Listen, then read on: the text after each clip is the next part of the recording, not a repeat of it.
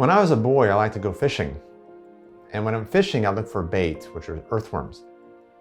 Growing up in the wheat growing areas of the US and Kansas, I would not go into fields and look. I'd look under rocks, under boards, and similar places, which were moist, cool, and most importantly, undisturbed.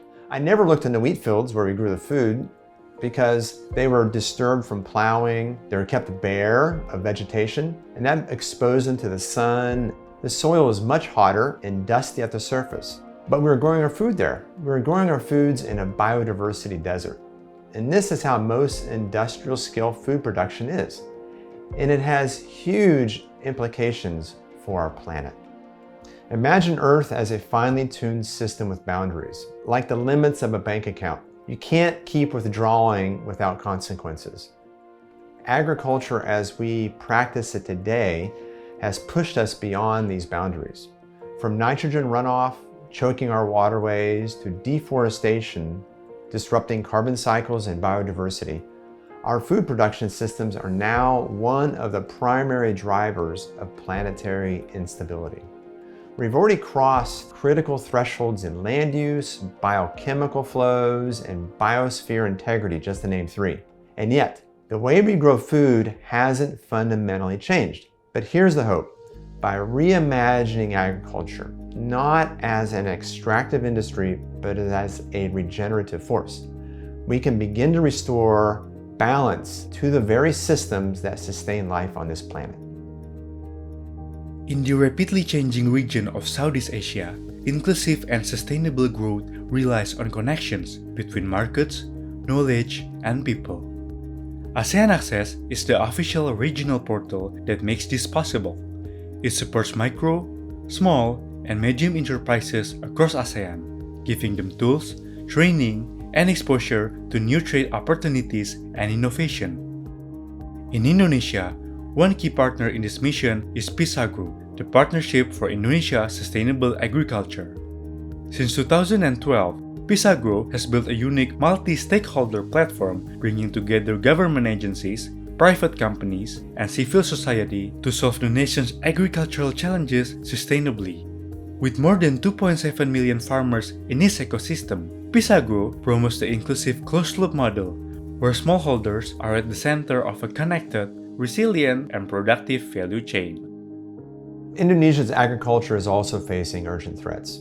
Decades of this extractive agricultural practices have degraded the land, exhausted soils, and driven deforestation. For example, this year, I visited a village in Sumatra that was in the middle of an old palm oil plantation. The local government had granted a women's group a few hectares of that plantation to plant shallots for household consumption and to sell. But after 25 years of conventional oil palm farming, which is apply fertilizer, harvest, apply fertilizers, harvest, spray some herbicides in between, the soil was devoid of organic content. It was compacted and hard like concrete. It was basically lifeless. And these women, it took them 18 months to restore the land just enough so they get the first crop of shallots to grow.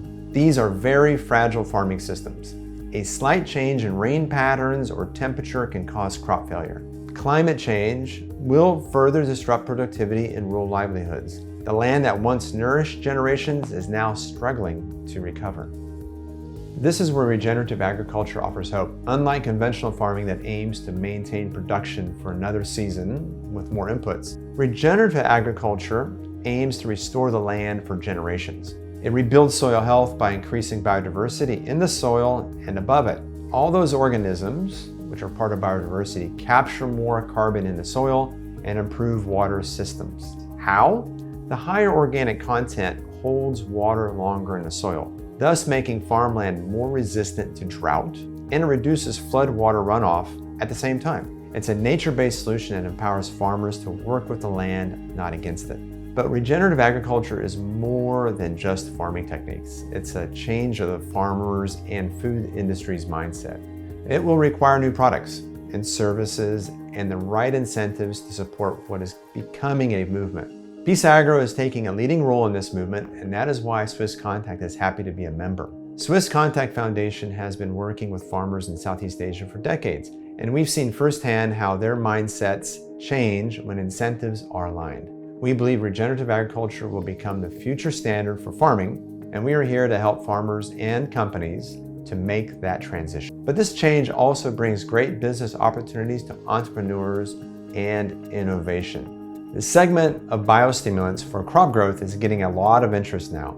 As an example of emerging opportunities, a local entrepreneur, Michelle Arshad, founded the company AquaBloom and has developed biostimulants from seaweed. This promises to stimulate growth in one agricultural sector, seaweed farming, to make terrestrial agriculture more sustainable and productive. This is just one among many examples of innovations that will come out of the drive towards a more regenerative agricultural system. Regenerative farming accomplishes several objectives at the farmer level. It lowers input costs, it stabilizes yields. At the national level, it aligns with Indonesia's climate goals. It positions our agricultural sector to attract green investment and meet growing global demands for low-emission, ethically sourced commodities.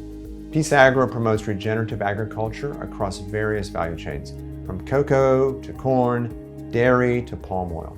While many companies have started adopting regenerative practices, from pilot plots to full-scale programs, barriers remain, including financing gaps, farmer knowledge and farmer readiness, and access to regenerative inputs. But the commitment is clear. Nearly all PISAgro members expressed a strong desire to learn, invest, and collaborate. Through shared knowledge, cross-sector partnerships, and data-driven tools, PISAgro is building a national ecosystem for regenerative agriculture.